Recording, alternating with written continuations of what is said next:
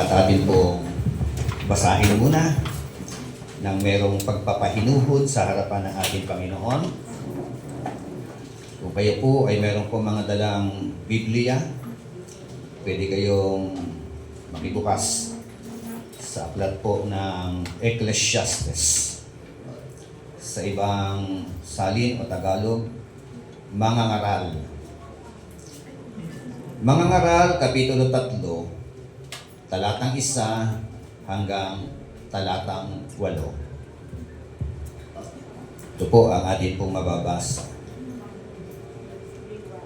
Ang lahat sa mundong ito ay may kanya-kanyang panahon. May kanya-kanyang oras. Ang panahon ng pagsilang at panahon ng pagkamatay. Ang panahon ng pagtatanim at panahon ng pagbunot ng itinanim. Ang panahon ng pagpatay at panahon ng pagpapagaling. Ang panahon ng pag-iba at panahon ng pagtatayo. Ang panahon ng pagluha at panahon ng pagtawa. Ang panahon ng pagluluksa at panahon ng pagdiriwang. Ang panahon ng pagkakalat at panahon ng mga bato at panahon ng pagtitipon ng mga ito. Ang panahon ng pagyayakap at panahon ng paglalayo. Ang panahon ng paghahanap at panahon ng pagkakawala niyon. Ang panahon ng pag-iingat sa isang bagay at panahon ng pagtatapon. Ang panahon ng pagpunit at panahon ng pagtatahi. Ang panahon ng pagtahimik at panahon ng pagsasalita. Ang panahon ng pagmamahal at panahon ng pagkapuot. Ang panahon ng digmaan at panahon ng kapayapaan. Tayo pong lahat ay umuko at manalangin. Pinupuri ka namin, aming Diyos na dakila. Salamat po dahil meron po kaming Diyos na siyang may hawak ng amin pong mga panahon. Ikaw, Panginoon, ang siyang nakakaalam ng lahat ng bagay. Kami po lamang, Panginoon, ay iyo pong tinuturuan. At sa amin pong pagbasa ng iyong mga salita, pagbubulay-bulay ng iyong mga salita, hayaan mo po, Panginoon, na habang binubulay-bulay po namin ito, lalo po namin i-recognize na merong dakilang Diyos na dapat po naming sandalan, na dapat po naming paglagakan ng tiwala at pananampalataya. At habang nabubuhay po kami, Panginoong Diyos, hayaan mo na ang buhay na ito na iyo pong pahiram sa bawat isa po sa amin ay lubusan naming ilagak sa iyo, Panginoon. Ipagkatiwala sa iyo, Panginoon. At anuman pong mga karanasan po namin sa buhay, hayaan mo po na ito po ay sipatin namin, na ito po ay tungtungan ng aming pong pananampalataya. Salamat po, Diyos, at inangkin po namin ang tugon ng aming pong panalangin, basbas galing sa iyo, at ang pagkilos ng Santong Espiritu sa aming pong kalagitnaan. Ito po ang aming samo at panalangin sa pangalan ng aming Panginoong Hesukristo. Ang lahat ay magsabi ng Amen at Amen. Sige po, ibigay po natin yung the best na palakpak kay Lord. Glory to God. Pwede na po kayo maupo.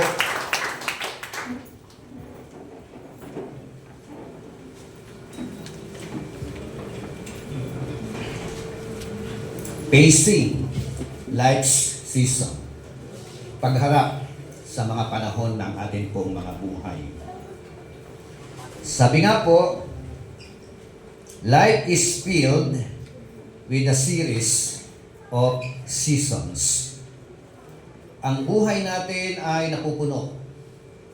Pinupuno o kinapapalooban ng yugto-yugtong panahon sa ating pong mga buhay. And each of these moments carries with it an opportunity for growth. Yun pala yun. Bawat yugto, bawat karanasan, pangit man yan o mabuting karanasan, ito po ay kung pwede natin sipatin na ito po ay magdadala sa atin sa paglago ng ating pananampalataya. Amen? And it is all about reflection and a deeper trust in God's plan. Reflection. After na reflection, dapat humantong sa malalim na pagtitiwala o pagkakatiwala sa ating mapagmahal na Panginoon Diyos. It reminds us that no one holds our future but God alone. Amen? Pinapakita po rito sa ating pong pag-uusap ngayon, na wala sino mas sa atin na may hawak ng ating buhay o ng ating kinabukasan. We don't know what the future holds. But the good news is, God holds our future. Amen? Pwede palakpakan natin ang Panginoon. Facing life's season. Pag-usapan natin sa tema, how can we navigate the seasons of our life? Paano natin matatanggap yung bawat yugto ng buhay ng bawat isa sa atin? Di ba lahat tayo gusto natin puro magaganda ang karanasan? Tama ba? Sino bang gusto ang pangit na karanasan? Pero pag sinipat po natin ang bawat karanasan po natin, ano kaya mas marami? Pangit na karanasan o magandang karanasan? Pero sa lahat ng karanasan na yan, kailangan po, tayo po bilang mga nakakaranas, maging yugto yan ng tinatawag na paglago ng ating pong pananampalataya at pagtitiwala sa ating mapagmahal na Panginoon. Amen? For us to navigate the seasons of our life, may tatlong bagay lang ang pag-usapan natin. Una, acknowledge the seasons of life. Kilalanin natin, tanggapin natin bawat yugto ng buhay ng bawat isa sa atin. Sabi po ng talatang 1 hanggang talatang 3, there is an appointed time for everything, and there is a time for every event under heaven, a time to give birth and a time to die, a time to plant and a time to uproot what is planted, a time to kill and a time to heal, a time to tear down and a time to build up. Ano pong mapapansin po natin? Sabi nga, Solomon begins with reflection on the seasons of life. There is a reflection for the seasons of life. Diba? Katatapos lang yung bagyo. Diba? Ilang bagyo ang dumaan sa ating pong bansa. At ngayon naman po ay papasok ang taglamig. Pagtapos ng taglamig, tag-init. 3 season lang ang common sa atin. Sa ibang bansa, 4 seasons. Amen? So, sa mga tao, ilang season kaya ito? Amen? Pero ang unang hamon sa atin, acknowledge the seasons of life. Sabi nga po, kung ating po titignan, we are looking for a time of opposite. Amen? Panahon ng contrasting. Amen? Hindi laging ganun, ano? Sabi una, may panahon ng pagsilang. At may panahon ng pagkamatay. Amen? So, may mga senaryo sa Bible na, like for example, Hezekiah, mamamatay na siya. May taning na ang kanyang buhay. But when he prayed, tumingin kay Lord, humingi ng extension, granted. Amen? Pwede pala yun, ano? Kahit na nakatakda ka ng mamatay, hingi ka lang na extension kay Lord, granted. Pwede. No? Kung malakas ka kay Lord. Tama ba? Eh, paano kung mahina ka kay Lord? Pwede ba yun? Siguro pag mahina ka, wala nang extension. Ano? Kaya kailangan magpakalakas tayo kay Lord. Amen? Bakit? Kasi siya po ang may hawak ng ating po mga buhay. Amen? So, yun ang ating mga kahilingan. Makikita po natin yung mga katotohanan na yan. A time for opposites. Yan po ay meron pong connection sa cycle ng ating po mga buhay. At sa verse 2, verse 3, meron pong tinatawag na time for growth and a time for decay. A time for destruction and a time for restoration. Look for the opposite. Diba? May positive, may negative. I-acknowledge po natin yung mga bagay na yan. Eh, pastor, hindi mo po pwede puro positive? Pwede ba yun? Sino po ito yung puro positibo ang nangyari sa buhay niya? Sino po rito yung mga dumaan sa mga punong-puno ng mga negatibong mga karanasan? Yung mga pangit na karanasan.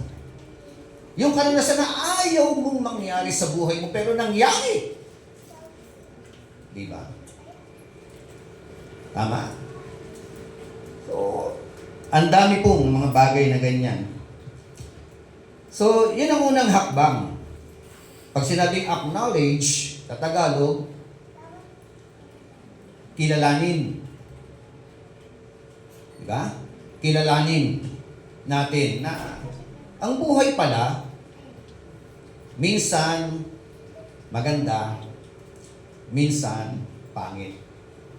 Diba? Sa bawat aspeto ng ating po mga buhay, ganyan po kahalaga na dapat po natin makita yung mga bagay nito. Acknowledge that everything has its appointed time. Amen? Everything has its appointed time. Meron ba nag-aasawa at the age of 7? Wala, no? Kailangan mag-asawa ka, pwede na, 18, ano? 18 pataas. That is an appointed time. Yung iba naman, nakatakda na hindi makapag-asawa. Amen? O yung iba naman ay nakatakda na sila ang maging mag-asawa.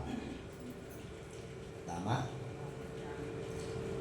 Galing ka ng norte, yung isa galing ng south. Di ba? Bisaya ang isa. Ilocano ang isa. Nagkataon ba na nagkita kayo sa agape?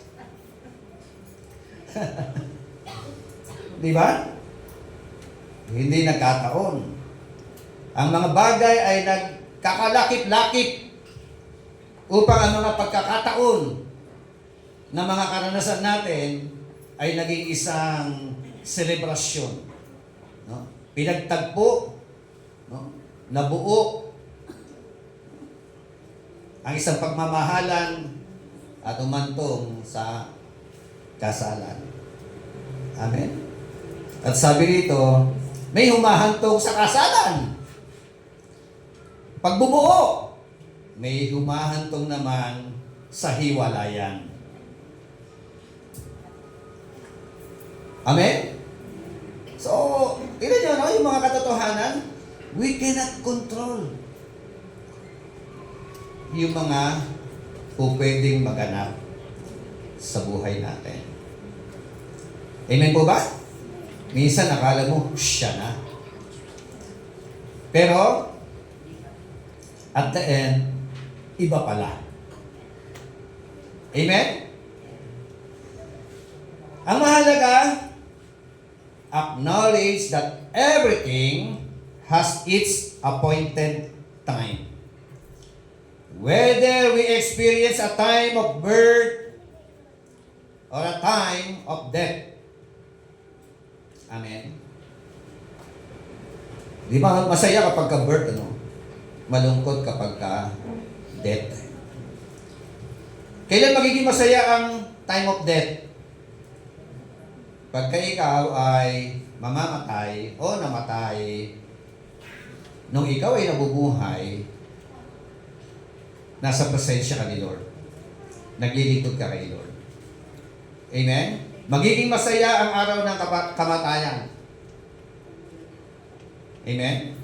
Pero kapag ikaw ay namatay na wala ka sa Panginoon, yun na ang pinakamatinding kalungkutan. No? Yun ang kasiphayuan na nararanasan ng isang tao. So, in other words, we are all never outside of God's sovereignty. We are all never outside of God's sovereignty. So we need to recognize God's sovereignty. Amen? Naalala niyo si Job? Nung si Job ay panahon ng biyaya, nasa kanya na lahat. Amen? May magandang buhay, may magandang kabuhayan, mayroong source of income, punong-puno ng pagpapala, sobrang yaman. Meron pa mga anak na mga magaganda at mga gwapo. Amen? Pero dumating ang panahon ng pagsubok sa buhay ni Job, nawala at kinuha ang lahat ng kanyang mga ari-arian. At yung pinakamatindi pa, yung sabay-sabay na namatay ang kanyang mga anak. Hello? Kung pwedeng magtanong na siya kay Lord, ano? Iba sa atin, kapag ka nakakaranas ng gano'n, parang tinatanong natin kay Lord, Lord, why me? Bakit ako? Bakit sa amin?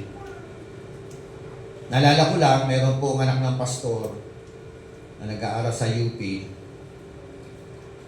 Tagal na panahon ito. Alam niyo po, in spite na siya po ay anak ng man of God, yung anak niya po ay ginahasa doon po sa UP at pinatay. Masakit, ano? Na mga karanasan. Paano natin hahawakan o yayakapin o kikilalanin yung ganyan po mga karanasan sa buhay? Kaya napakaganda na sinasabi nga ng Panginoon, paano natin mahaharap ito? Na hindi lamang yung kasi mahirap yung humarap sa mga pagsubok na magiging talunan ka. The very purpose kung bakit pinag-usapan natin ito, when we are facing life's great trial or any negative experiences, ang unang hakbang pala, kilalanin. Yan pala ang yugto-yugto ng buhay ng tao.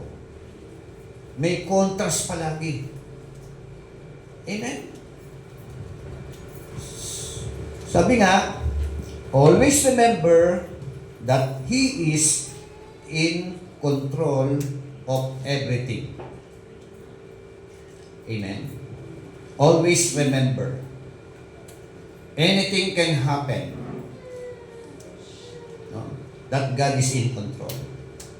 Siya yung nasa control ng manibela. Amen po ba? Pangalawa, how can we navigate the seasons of our life? Embrace the seasons of life. Kanina, acknowledge. Ngayon, embrace. Pag sinabing embrace, yakapin. Tama? Kanina, kilalanin. Ngayon, yakapin. Sabi nga po ng talatang 4 hanggang talatang 6, kung ating sisipatin po yan, it is all about a time for human experiences. Amen? Yung una po, a time for opposites. The second point, o sub-points niya, a time for human experiences. Sa talatang 4, sabi roon, a time to weep and a time to laugh.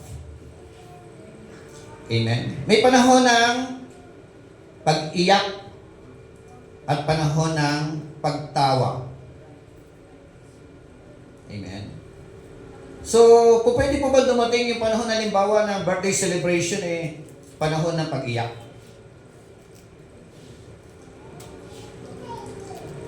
O panahon naman ng may patay, tapos puro kayo tawanan. Di ba parang hindi angkop? Kung ano ang panahon, kailangan po natin sumabay sa panahon. Pagka malungkot ang pinuntahan mo, makidalamhati ka. Pag masaya, makisaya ka. Amen? Kung ano yung flow. Ganyan din po sa bawat aspeto ng buhay po natin. Like for example, bibiyahe kayo. Sasama-sama, biyahe. Ano panahon yon? Panahon ng kwentuhan, habang nasa loob ng sasakyan. Di ba? Yung iba naman, ano nagiging panahon, ginagawa.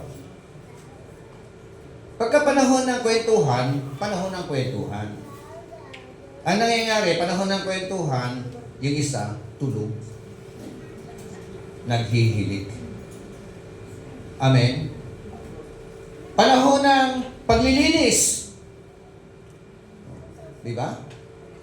Anong ginagawa? Pag panahon ng paglilinis, kanya-kanya kuha ng mga gamit panlinis. Pero, makikita mo ang iba, nagte-text. Di ba? Dapat, kung ano panahon, ganun tayo. Panahon ng celebration. Ano dapat natin makipag-celebrate? Pag hindi ka nakipag-celebrate, killjoy ka. There is a time for everything. Embrace it. Yun ang tinuturo sa atin ng mga salita ng Diyos. Sabi nga, Solomon goes on to describe a variety of life experience. Variety of contrasting seasons that we will encounter in life. Amen? This reminds us that life is very dynamic and ever-changing. Amen? Mayaman ka ngayon. Pag-ikot ng gulong. Tama? Kaya, bawat pagkakataon, an opportunity. Nilagay ka ni Lord sa kanyang kalalagayan. Pasalamat sa kanya. At huwag maging malaki ang ulo. Amen po ba? Nakita natin yung mga dati kapitbahay natin. Sampahig sa tuka. Pero ngayon nasa Amerika na. Magaganda na ang buhay. Tinutuya-tuya dati. At yung dati namang sagana-sagana ang buhay, yun ang mga nagsibagsak. Tama ba? We cannot control. Amen? Pag nilagay ka sa posisyon na yan, solid Deo Gloria. Salamat sa Panginoon. Pasasalamat sa Panginoon. And use that opportunity. Ang buhay natin, ikaw mismo, mag-iwan ka na magandang marka para alalahanin bukas. Amen? So, very dynamic pala ang buhay. Variety ang buhay. Whether we like it or not, sa totoo na, mga kapatid. Sabi nga ng verse 4, a time to weep and a time to love. A time to mourn and a time to dance. A time to throw stones and a time to gather stones. Yan po. In other words, mga kapatid, embrace every unique experience for unique opportunities of each seasons to help us to grow and mature our faith. Amen? Embrace, yakapin po natin ang alin, yung mga unique na mga karanasan na yan. At samantalahin natin na ito po ay maging unique na mga oportunidad. Amen? Take note, variety, contrasting. Yung mga negatibong mga karanasan po natin, pwede natin maging stepping stone ng ating pananampalataya. Amen? Yung pong mga positibong mga karanasan po natin, po pwedeng lakaran mo lang yan. Lakad. Tama? Positibo lakaran mo, enjoy yung mga positibong mga karanasan po natin. Pero yung mga negatibong karanasan, pwede mo maging tungtungan ng iyong pananampalataya. Amen? Doon nagkakasubukan ng pananampalataya sa mga negatibong mga karanasan. Pagka ikaw ay nakakaranas ng mga mabibigat na mga karanasan sa buhay, at ito ay iyong napagtagumpayan, yun na yung simula. Amen? Hindi siya magiging stumbling block. Hindi ka dapat ma-stumble sa mga negatibong karanasan. Bagkos ang mga negatibong karanasan na yan ay dapat na maging tungtungan ng ating pananampalataya. Amen. Glory to God.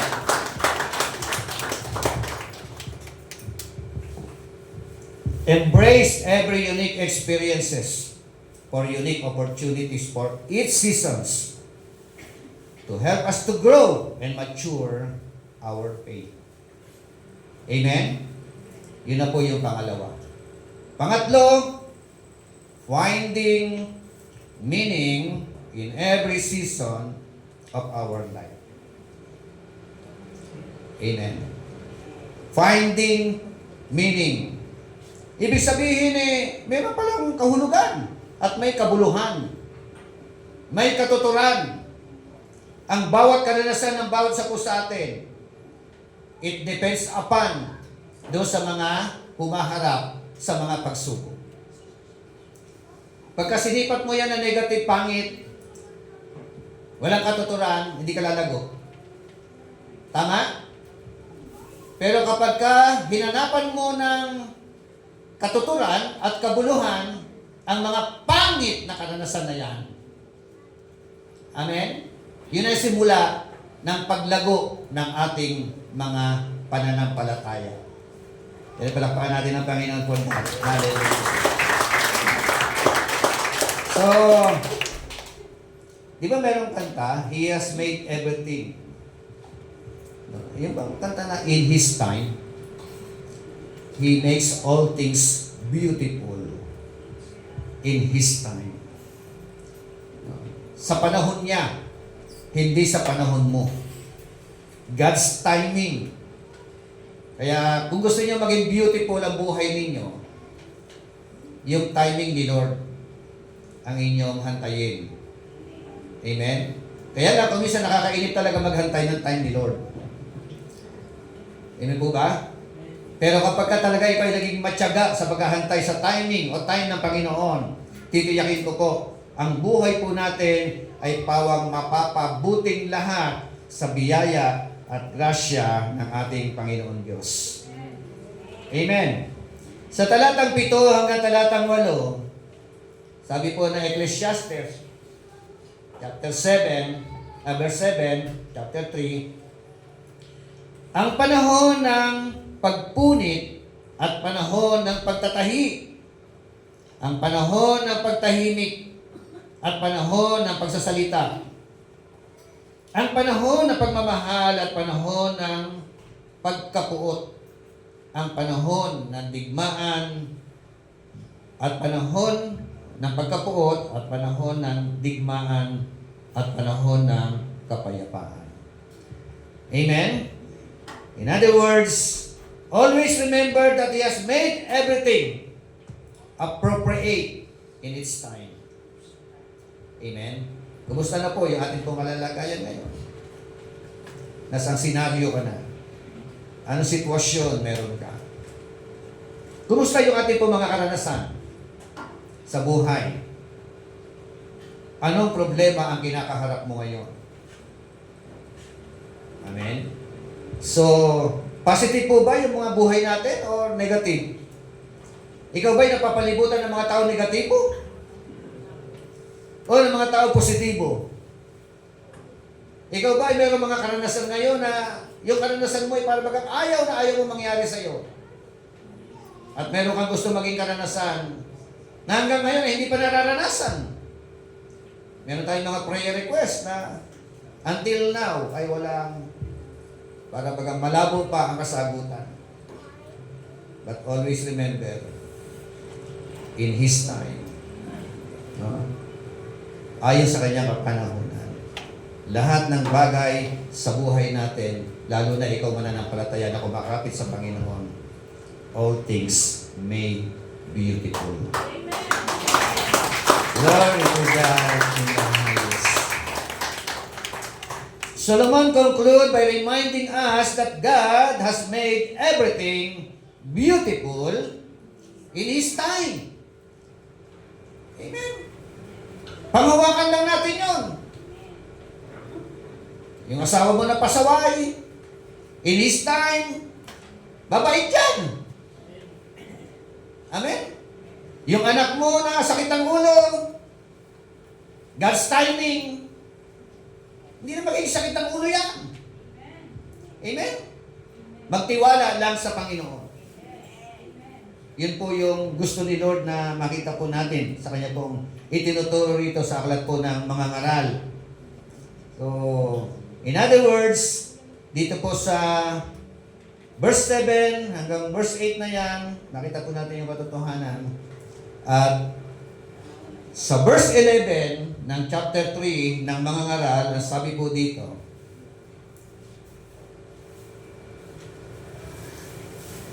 iniaangkop niya ang lahat ng bagay sa tamang kapanahunan. Ang tao'y binigyan niya ng pagnanasang alamin ang bukas, ngunit hindi binigyan ng pagkaunawa sa ginawa ng Diyos mula sa pasimula hanggang sa wakas. Amen? So, Solomon concludes by reminding us that God has made everything beautiful in His time. Amen? Nalala ko lang ang Romans 8:28. Sabi roon, and we know that all things work together. It works together for good. Amen? To whom? To whom who love God. To whom who are called according to His purpose. Amen? Everything God made beautiful in His time. Maging ikaw, ako, no? Sa kanyang kapanahunan, inaayos po tayo natin kung Panginoon Diyos. So ano po ang mga tamang response? Tamang tugon sa bawat yugto ng ating pong mga buhay. Una, trust His timing. Amen? Kahit na, like for example, hanggang ngayon, wala nang liligaw sa'yo. Lagpas ka na sa kalendaryo. Diba? May tamang panahon ang Diyos. Kaysa naman ibigay sa'yo ni Lord, ang matagpuan mo yung diba? Yung bablakayan ka lang. Diba? Hindi regalo ni Lord yun kapag hindi galing kay Lord kapag ang natagpuan mo ay yung pasasakitin lang ang damdamin mo. Tapos nangako pa sa iyo, bibigyan ka ng gift ng susungkitin ko ang buwan at saka mga bituin. Bola yun. Bolero yun, di ba? Nagugulat ka na lang. Pagka nagsama na kayo, nakakita ka ng mga bituin. Di ba? Tapos may buwan na naiwan sa iyong mga mata. Di ba? Tama, binigay ang pangako. So trust His timing, not your timing. Kahit yung mga prayer request po natin. Amen? Isa nakakainip, yung mga prayer request. Pero magtiwala lang sa panahon ni Lord. Ano pa? Live a life purposefully, whether positive or negative experiences. Amen? Life must go on. Goes on. With purpose. Magandang layunin ng buhay. Pangit man ang karanasan mo o maganda ang karanasan. No? Mabuhay po tayo na mayroong magandang layunin sa ating mga buhay. Ano pa? Na tamang response, seek God's wisdom. Amen? Life is not a series of chances, it is a series of choices. Sa pagpipili, hindi porket gwapo, natangos ang ilong, maputi, yun na. Diba? Baka mamaya bading yan. Diba? Yari ka doon, di ba? So, hindi porket nagpapakita sa iyo ng giliw, gusto lang masungkit, ang dapat niya masungkit. Tapos bandang huli, sisiphayo lang ang buhay mo. Mga kapatid, sa bawat yugto ng buhay po natin, pagpili man yan ng trabaho, pagpili ng mapapangasawa, kailangan natin ng wisdom galing kay Lord. Hingi tayo ng karunungan sa Panginoon upang mapatama ang ating pong mga buhay. Wisdom. Siyempre, bibigyan ka ng biblical na pamantayan. Amen? Like for example, mamimili ka ng boyfriend o mapapangasawa. Biblically, pipiliin mo Kristiyano. Amen po ba? Oo. Sasabihin nyo, hindi. Na-inlove ako, bishop Ibuborn again ko na lang. Hindi. Nangyayari. Hindi siya nabuborn again. Ikaw ang nababarn again. Ikaw yung nadadala doon sa kadiliman. Kaya kailangan wisdom galing kay Lord. Amen? Yun po yung So, sa lahat po ng aspeto, napakahalaga po nito. Tatlong bagay yung pinag-usapan po natin. Facing life's season. Una, acknowledge. Acknowledgement. Kilalanin. Pangalawa, embrace. At pangatlo, finding meaning in every life's situation. Hanapan ng kabuluhan ang mga karanasan natin sa ating mga buhay. In conclusion, sabi nga, how can we navigate the seasons of our life? Acknowledge the seasons of life. Yun nga, yung apat na bagay na yun, o tatlong bagay na yun. At yung pinaka-bottom line, remember that each season in life carries with it a unique opportunity for you to draw closer to our Creator. Amen? Tayo po tayong lahat. At patuloy po natin damhin ang mensahe ng ating pong Panginoon Diyos sa buhay po ng bawat isa po sa atin. Hindi ko po alam ang inyo po mga karanasan. Kung kayo po ay nakakaranas ng mga negatibong mga bagay, like for example, sabi diyan, may panahon ng kapanganakan, may panahon ng kamatayan, may panahon ng pagpapagaling. Po? Ang kailangan lang po natin, kilalanin na meron po tayong Diyos na makapangyarihan sa lahat. May panahon ng pagtatanim at pagbunot ng itinanim. There are lots and a varieties of seasons in our life. So, glory to God. Salamat po, Panginoon, sa umaga po ito. Salamat, O Diyos, dahil meron kaming sovereign God. Meron kaming dakilang Diyos na amin pong masasandalan. Ano man pong yugto ang amin pong ng aming buhay, ang amin pong kinakaharap. Kung meron po sa amin dito ang nakakaranas, Panginoon, ng mga negatibong karanasan sa kanya pong buhay, tulungan mo po siya na siya po ay tumingala sa iyo, magtiwala sa iyo, lumapit sa iyo, dahil ikaw lamang po ang siyang may kakayanan na tumugon ng aming pong mga kahilingan sa aming pong mga buhay. Ikaw lamang po, Panginoon Diyos, ang may kakayanan magpagaling. Ikaw, Panginoon, ang may kakayanan to restore yung pong mga relationship na nawasak. Ikaw, Panginoon, ang may kakayanan para kami po ay baguhin. Tulungan mo po kami na sa bawat yugto ng buhay namin, sumandal kami sa iyo, Panginoon. Kilalanin ka namin na aming Diyos na dakila. Na ang dakilang layunin mo sa iyong mga anak para mapabuti kaming lahat. Mapaayos kaming lahat. Salamat po. Habang umahawit po kami, Panginoon, let the anointing power of the Holy Spirit be upon each every one of us, O God.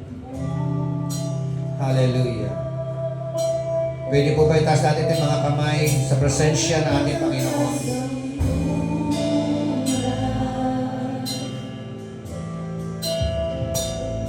Sa bisig mo, Panginoon, ako ay ilan. Kabis ng iyong pag-ibig, nadaramay namin.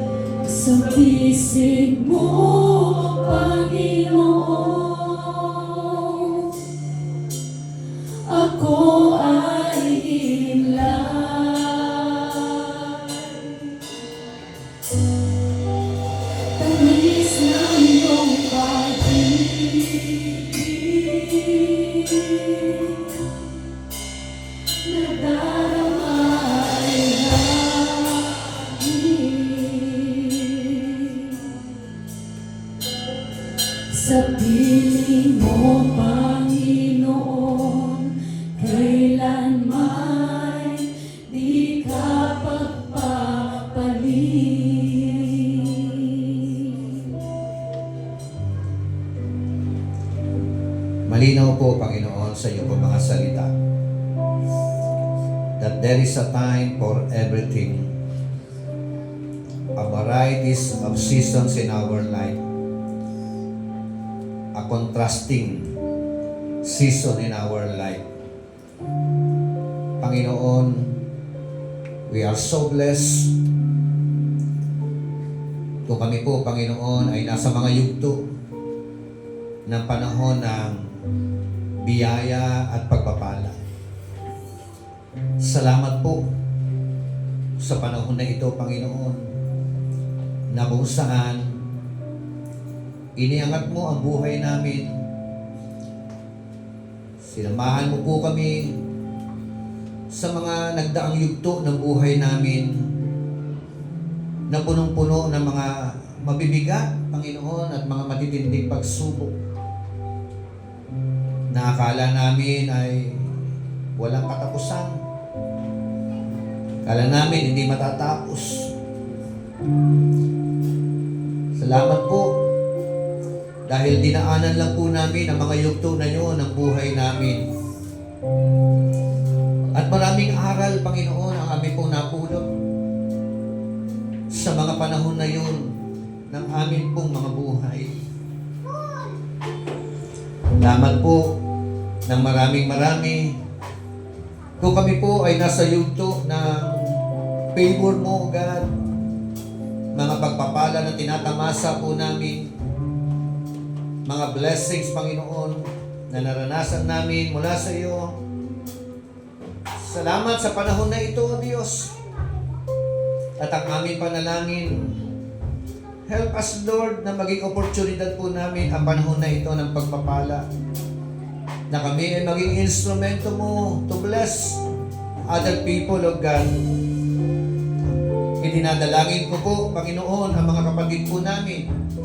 Sino man siya, O Diyos, na nakakaranas ng wilderness experience, ng mga pagdurusa sa buhay, kahirapan.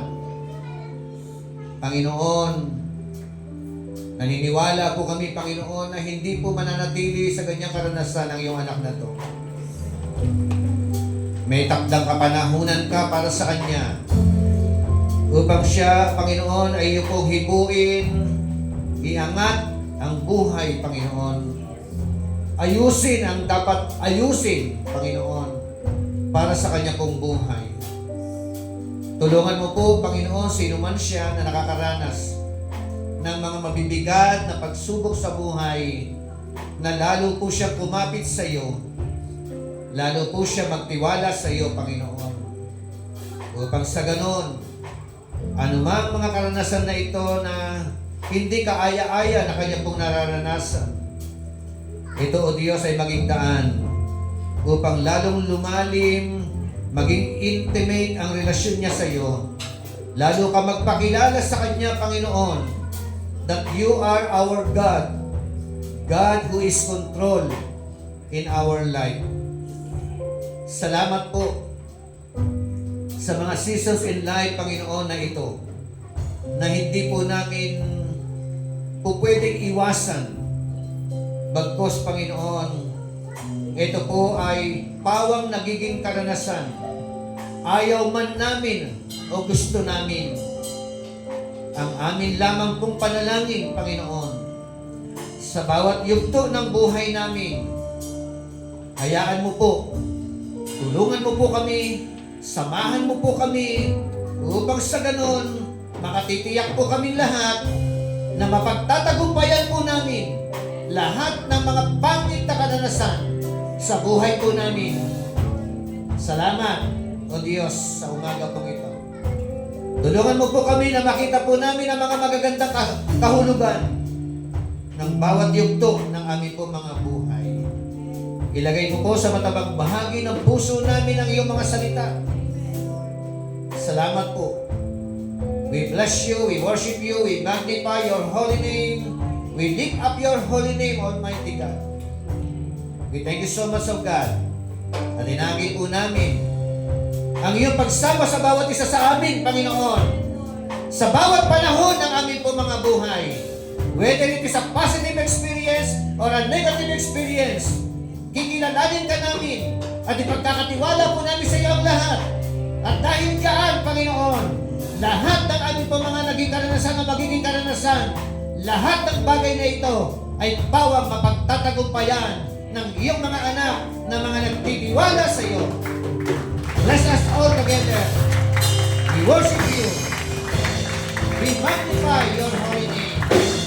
Ito po aming panalangin. In Jesus' name. Amen. Glory to God. Amen. Sige, taas mo natin ito mga kamay.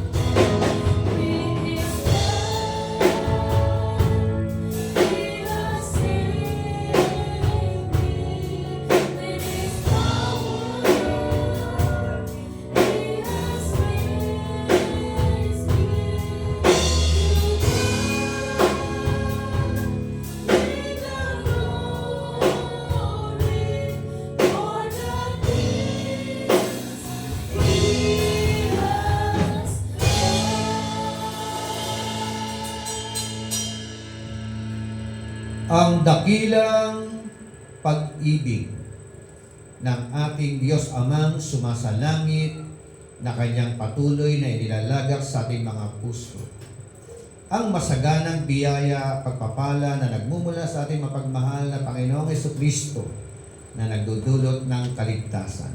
At ang walang hanggang pakikipisa ng Diyos Espiritu Santo na siya nating gabay, patnubay at dakilang tagapagturo. Sumain niyo nawa pagpapala mula sa Ama, Anak, at Diyos Espiritu Santo. Pagpalain nawa kayong lahat ni Yahweh at kanyang lingapin. Paliwanagin nawa ng ating Panginoon ang kanyang mukha sa bawat isa sa inyo. God bless us all. To God all be the glory. Soli Deo Gloria.